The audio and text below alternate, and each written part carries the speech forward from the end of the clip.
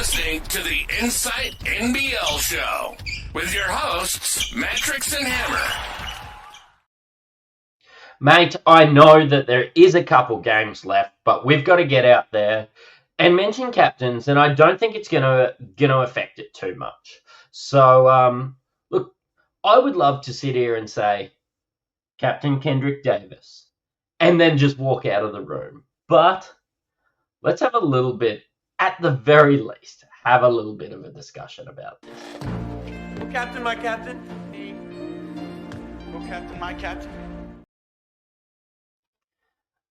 Mate, look, Kendrick Davis is the best captain option. Let's be fucking off it. Honest. Why would you not captain Kendrick Davis? Well, if you don't own him, first of all. True. If you've deleted the app. Yeah. So, no. Yeah. The obvious choice is KD, right?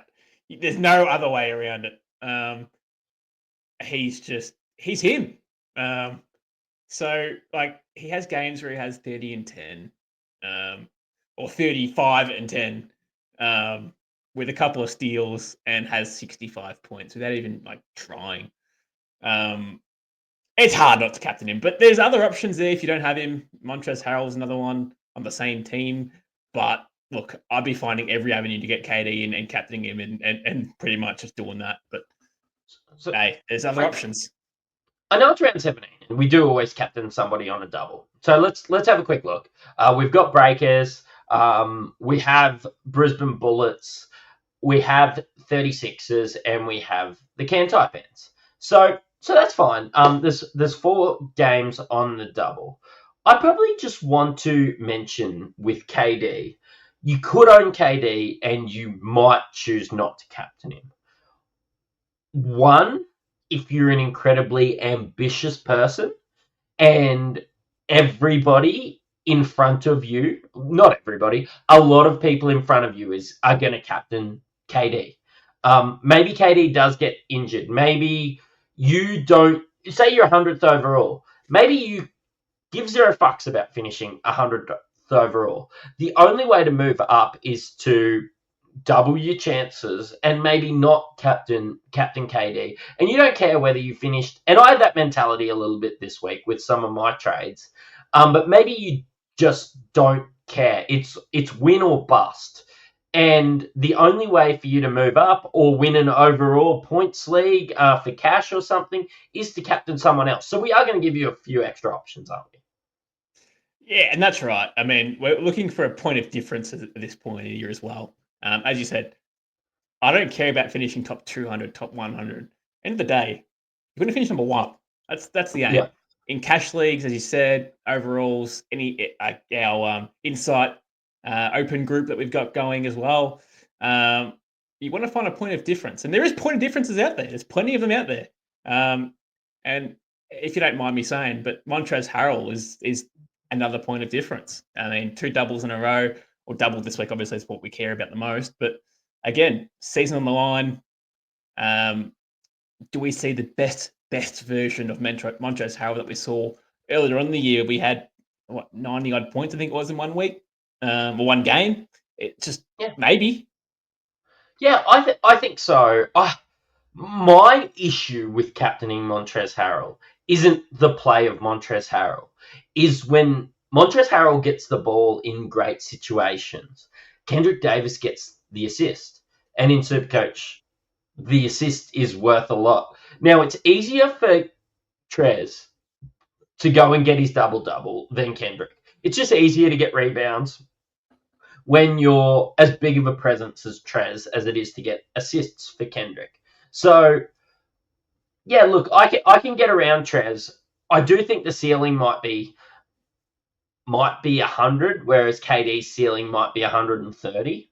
I think if you want to pot it up, you've got to leave the city of churches.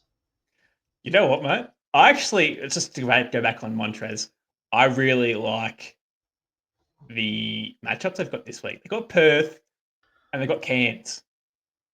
So I can see him having a field day on Cairns and Tanner Groves, and that would put Tanner Groves into some potential foul trouble. I know we had a trade targets talk, so we wouldn't like to hear back on that one and talk about that one like that. But all in all, I think it's a really good week for him. I think this is the week where he can score 130 points. I don't think Perth are that good at centre and power forward positions. Almanza and Pinder, they're a little bit soft. Doolittle's back, so yeah, Doolittle might have to do a bit of a job. Always in a double team maybe. But Doolittle might go to KD. Like they're a lot more likely to double KD than Tress. I do agree. So that's what I think when we're talking point of differences, and I do think that we're schedule dependent, but we're also matchup dependent too. So I can see Trez having a big weekend based off those two matchups alone. I like it. Look, I've probably just got to shout out Hammer while we're here. Ryan from Astute Newstead, if your interest rates are above 6.2%, get in contact. He can help you out and save you some money on your current home loan. If you are looking to get into the market, get in contact. He can get you the very best interest rate moving forward. He can even just do a capacity check with you. Have a little bit of a chat to yourself and work out, what priced houses you should be looking at. Whether you need, to look at an investment property or anything like that. Have a chat to him. Let him know the boys from Insight sent you. It's cost free and obligation free, so it doesn't cost anything for a chat with him. And he will give you some Supercoach advice along the way. Or some captain tips even. Yeah, hopefully he might be a bit better than me. This week, I'm gonna mention Casey Prather again. He who must not be named. Didn't play last night. Which has ruined a lot of people. Now, it helped me catch up a little bit because I played him off the bench last week. But I do think playing against New Zealand, which leak a lot of points, and to be frank, aren't that good, and then Melbourne. I don't think Jack White's quick enough to keep up with Casey Prather, should he be healthy. There's a lot of chats about the fact that Prather was close to being good to go in the last game, and they're just so worried coming back from injury and how bad his last injury was. They're just being cautious about looking after Casey. But, mate, I don't see anybody on these teams that can keep up. Like what Kareem Lopez is going to outsmart Casey Prather. It's just not going to happen. That's right. And I look back at it, I know I'm going to mention a Phoenix reference here. Just my boys have to get him into the episode some way. But Nathan Sobey had a field day on New Zealand last week. Absolute field day. Casey Prather's a better player. He's in better form. And if you just sort of go like for like here, there's every chance he'll score 30 plus and have probably 8 to 10 rebounds in the game too. So if we get a 30-10 out of him, against New Zealand. And the bullets are so depleted. He's gonna honestly, he could take 25 shots. Oh yeah. Yeah. You're like if he gets hot. This is the beauty about NBL Supercoach. We don't care about missed shots. Take 40 shots. They've got no one else there at the moment. Like Brisbane are so depleted, as you said. They're a few men down. It's really him and Josh Bannon at the moment. That's the only options of Supercoach. And Prather's he's the man. Tristan Devers started last game for the Bullets. That's to say how. Like, I reckon if I brought my shoes, I could have got a run. But you've got a jet, mate, yeah, 100%. Especially against those nuffies. But no, I do just think that Casey Prather is going to be given every opportunity to shine in the next 2 weeks. Brisbane aren't mathematically out of the equation. And I think with the current injuries, like, Prather has to probably score 40 for Brisbane to be a chance. Yeah. And the United matchup's probably the bit more scarier one as such. The New Zealand one I love. I love the New Zealand matchup. I think he'll score really high in that game. Or if he plays, hopefully he does. I think he will. They reckon he's going to play. but the Melbourne one does scare me a little bit. Now he'll see Jack White at certain times. He'll see a lot of matchups, to be fair, in that game. United are a bit of a slide at the moment, so they want to sort of keep in tabs for the top two. So they're going to be playing pretty hard in that one. And as you said, the Bullets still playing for a possible play-in spot. So it's Casey Prather. There's also no they think there's no Tyrell Harrison either. So they need rebounders. So Prather could get potentially 8 boards plus. Let's be honest. Yep. No, I'm with you there. I've got PJC down there. While not confident, it is the ultimate dart throw. He is the only guy. Like, we brought up the schedule. We chatted about Adelaide. We chatted about Brisbane. I don't think either of us are high enough on any Cairns players to captain them. And then I just look back at, we're 17 rounds in, who has been the best player for New Zealand for the year? Now, there's reports that PJC is checked out, everything like that. But if he just turns around and says, fuck you to the NBL and goes out and plays the way we know he can play, he's the only guy with the ceiling outside of KD, I think, to really go there. Like, the guy has been on an absolute tear until that suspension. Mate, if he plays the minutes, he could honestly score 130. Yeah, he could. Now they got Tassie and Phoenix in their 2 games coming up. So, sorry, Brisbane and Adelaide. Sorry, the 2 teams. Sorry, he's come up against. So Adelaide's an up and down game. So I like that matchup. Yes. All in all, it's really depending on if he gets minutes. Because when he's out there, he balls. So we're just hoping he plays for 35 minutes and they can have a crack and win a game for once. But he always played that up until last week, though. He always played 37 minutes a night. Yeah, he did. I just like his work rate, to be honest. I've always liked his work rate. He always plays pretty hard. He's always running and always moving around. I think that's a good trait to have too, especially being the point guard and the only real sole player in the team that's worth anything. No, I do think it's probably his last swan song in the league. There's as you said, all reports he's leaving, but it's his last real swan song. So if he's going to have some big games, it's probably going to be the next 2 really. When the season's still sort of on the line, it's pretty much done, but sort of on the line. I really like that Brisbane matchup too, to be honest. I think I like both matchups. I think could be a really good week for him.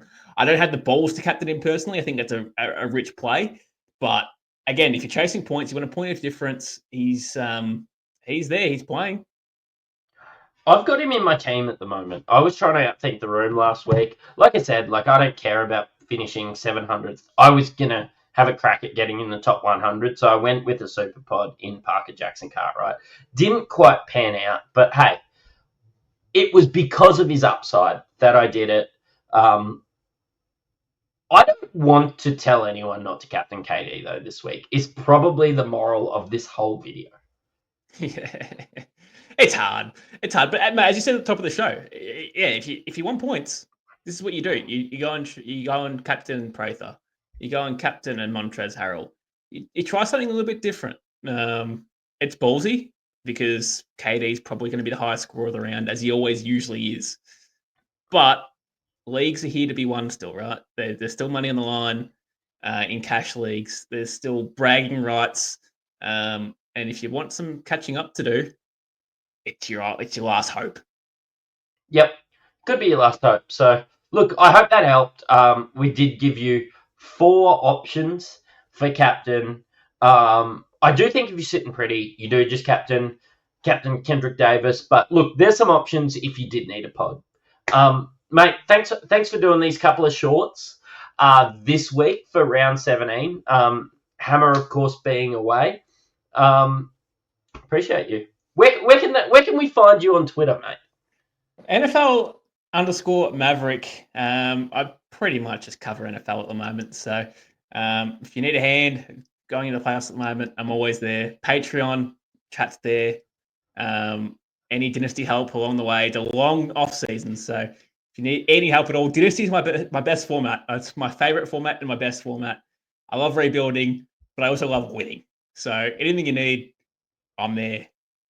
Yeah, and if you sign up to our Inside Unlimited, you do get access to Hammer and I for NBL and Maverick answers questions along the time as well. You also get AFL. You also get NRL. And then in the American sports, you get a bit of NBA. You get you guys for NFL. I know in some late rounds, you have got me some absolute doozies. Puka Nakua springs to mind in the fourth. That is probably your greatest moment, I would say, in Dynasty.